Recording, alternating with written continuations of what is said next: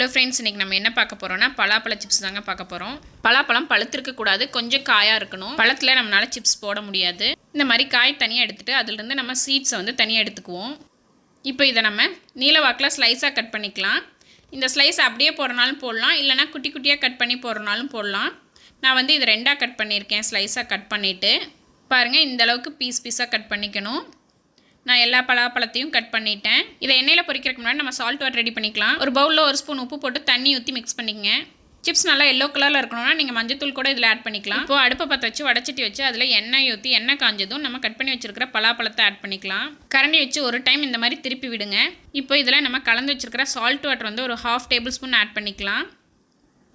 திரும்ப ஒருக்கா நம்ம கரண்டியில் இதை நல்லா மிக்ஸ் பண்ணி விடலாம். சிப்ஸ் வந்து கலர் சேஞ்ச் ஆகிற அளவுக்கு நம்ம எண்ணெயில் வேக விடலாம். பாருங்கள், கலர் சேஞ்ச் ஆகிடுச்சு. இப்போ இதை எடுத்துடலாம். அவ்வளோதாங்க, பலாப்பழ சிப்ஸ் ரொம்ப ஈஸியாக ரெடி ஆகிடுச்சு. நீங்களும் ட்ரை பண்ணி பாருங்கள். தேங்க்யூ.